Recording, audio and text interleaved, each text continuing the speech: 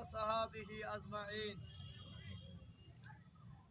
Bangladesh Jamaat Islami Ganga union কর্তৃক আয়োজিত আজকে রমজানের তাৎপর্য শীর্ষক আলোচনা এবং ইফতার মাহফিলের সম্মানিত সভাপতি, উপস্থিত রঙ্গমারী থানা উপজেলা আমির সহ অন্যান্য নেতৃবৃন্দ, অত্র এলাকার সম্মানিত শ্রদ্ধেয় সুধী মণ্ডলী ও একান্ত প্রিয় রোজাদার ভাইরা, আমি আপনাদেরকে আবারও সালাম জানাচ্ছি। আসসালামু আলাইকুম ওয়া রাহমাতুল্লাহি ওয়া বারাকাতুহু। ওয়ালাইকুম আসসালাম ওয়া রাহমাতুল্লাহি ওয়া আল্লাহ বারাকাতুহু। তাআলার দরবারে শুকরিয়া আদায় করি এই কারণেই যে রাব্বুল আলামিন দীর্ঘ 15 বছর জুলুম, শোষণ, নির্যাতন, নিষ্পেষণ, হত্যা, সন্ত্রাস, গুম, রাহাজানি, চুরি, ডাকাতি, ছিনতাই এগুলোর পর আজকে আমরা একটা উন্মুক্ত ময়দানে আপনাদেরকে নিয়ে ইফতার মাহফিলের আয়োজন করতে পেরেছি। যে মহান রব আমাদেরকে এই সুযোগ করে দিলেন, সেই মহান রবের শানে আমরা মস্তক অবনত স্বরে শুকরিয়া আদায় করি, বলি আলহামদুলিল্লাহ। আলহামদুলিল্লাহ। দরুদ ও সালাম পেশ করি বিশ্ব মানবতার মুক্তির দূত, আমাদের প্রিয় নবী, প্রিয় নেতা, প্রিয় রাসূল, যিনি এই পবিত্র রমজান মাসেই বিশ্ব মানবতাকে মুক্তি দেওয়ার জন্য মহান রাব্বুল আলামিনের পক্ষ থেকে সর্বশ্রেষ্ঠ মুজিজা, সর্বশ্রেষ্ঠ উপহার আল কুরআন নিয়ে এসেছেন।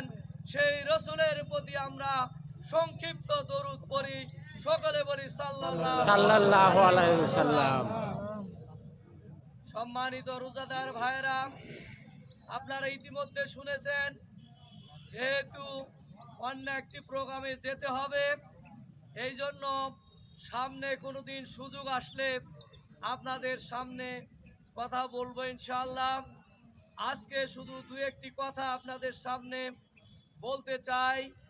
আমি বলতে চাই, বিগত জুলাই থেকে আগস্ট 5-এর যে আমাদের ছাত্র জনতা, প্রায় 2000-এর অধিক ছাত্র জনতা জীবন দিল, প্রায় 30,000-এর মতো ছাত্র জনতা তারা আজকে পঙ্গুত্ব বরণ করেছে। এখনো অসংখ্য ছাত্র জনতা যারা বিভিন্ন জায়গায় চিকিৎসাধীন রয়েছে, অনেকে এখনো চিকিৎসা বঞ্চিত অবস্থায়ও এখনো রয়েছে, কারণ অনেকের সংবাদ হয়তো পৌঁছে নাই। আপনারা জেনে খুশি হবেন, বাংলাদেশ জামাত ইসলামীর সম্মানিত আমির ডক্টর শফিকুর রহমান এই ঘটনার পর 5 আগস্টের আগেও যখন থেকে এই যে আমাদের ছাত্ররা জীবন দেওয়া শুরু করলো, আহত হওয়া শুরু করলো, সেই দিনেই ঘোষণা দিয়েছে এই যারা আহত হবে তাদের সুচিকিৎসা করতে হবে, যারা নিহত হবে তাদের জানাজায় দাফনে অংশগ্রহণ করতে হবে, পরিবারে গিয়ে সান্ত্বনা দিতে হবে এবং তাদেরকে আর্থিক সহযোগিতা দিতে হবে।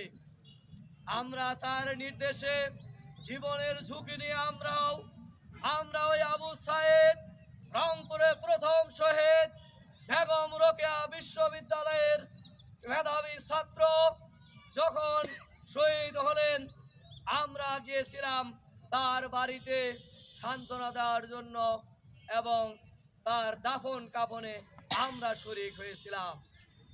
সংগ্রামী বন্ধুগণ, আজকে এবং সারা দেশে তালিকা তৈরি করে এ পর্যন্ত যারা ওই আন্দোলনের শাহাদত বরণ করেছে, বাংলাদেশ জামাত ইসলামীর পক্ষ থেকে প্রাথমিকভাবে 2 লক্ষ করে টাকা আমরা প্রদান করেছি।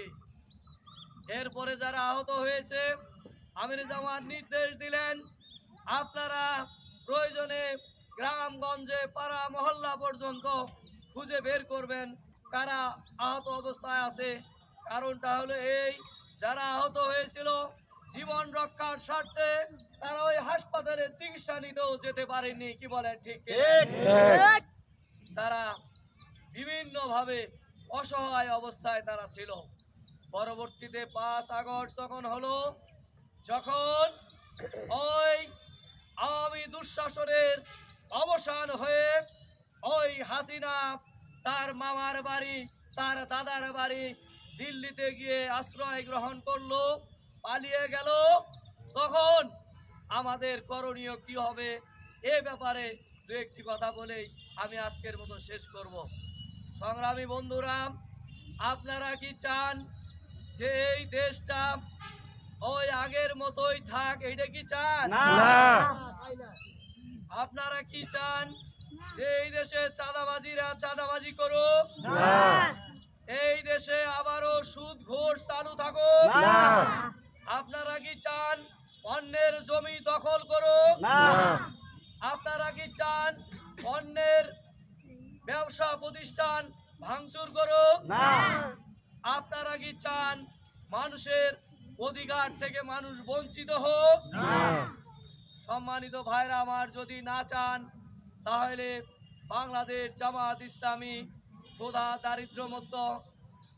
ও দারিদ্র মুক্ত, সন্ত্রাস মুক্ত আজকে একটি কল্যাণ রাষ্ট্র কায়েমের জন্য, ইনসাফপূর্ণ সমাজ কায়েমের জন্য আজকে সারা বাংলাদেশে আজ চেষ্টা চালিয়ে যাচ্ছে। এই জন্য আমার 1 নাম্বার আপনাদের প্রতি আহ্বান, এলাকার একজন সন্তান হিসেবে আপনাদের কাছে আমার দাবি যে আপনারা অবশ্যই বাংলাদেশ জামাত ইসলামী যে আহ্বান আজকে আপনাদের কাছে রাখছে, এই আহ্বানে সাড়া দিয়ে আজকে এই আপনার যার যে বাড়ি যে এলাকায় তার প্রতিটি ঘরে ঘরে এই ইসলামের দাওয়াতটা পৌঁছাতে পারবেন কিনা বলুন? ইনশাআল্লাহ। ইনশাআল্লাহটা খুব দুর্বল, বলেন পারবেন কিনা? ইনশাআল্লাহ। ইনশাআল্লাহ। 2 নাম্বার কথা হলো, আপনারা বাংলাদেশ জামাত ইসলামী আপনাদেরকে আহ্বান জানায়, আপনারা আমাদের জামাত ইসলামীর সহযোগী সদস্য পূরণ করে আপনারা আমাদের সংগঠনে সংঘবদ্ধ হবেন। তৃতীয় হলো, আপনারা যারা সংগঠিত হবেন, আমাদের দায়িত্বশীলের দায়িত্ব হলো তাদেরকে, আজকে বাংলাদেশের সবচেয়ে বড় অভাব হলো যোগ্য নেতৃত্ব, সৎ নেতৃত্ব। বাংলাদেশ জামাত ইসলামী সেই সৎ নেতৃত্ব সমাজের সকল স্তরে উপহার দেওয়ার জন্য আজকে কাজ করছে। এই জন্য আমি মনে করি আপনাদের মধ্য থেকেই মেম্বার হতে হবে, চেয়ারম্যান হতে হবে, উপজেলা চেয়ারম্যান হতে হবে। আপনাদের মধ্য থেকেই ওই আমাদের সন্তানরা বিশেষ ক্যাডার হয়ে এই দেশের সার্বিক প্রশাসনিক কাঠামোতে যোগদান করে এই দেশের যদি দায়িত্ব পালন করে, নেতৃত্ব দেয়, তাহলেই কেবলমাত্র এই দেশে শান্তি আসতে পারে, নচেত শান্তি আসবে না। কি বলেন?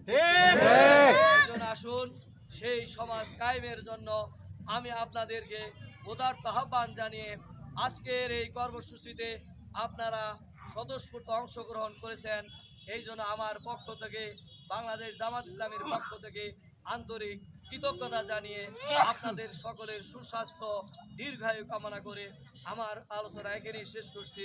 আল্লাহ হাফেজ। বাংলাদেশ জিন্দাবাদ, বাংলাদেশ জামাত ইসলামী জিন্দাবাদ। সকলকে ধন্যবাদ।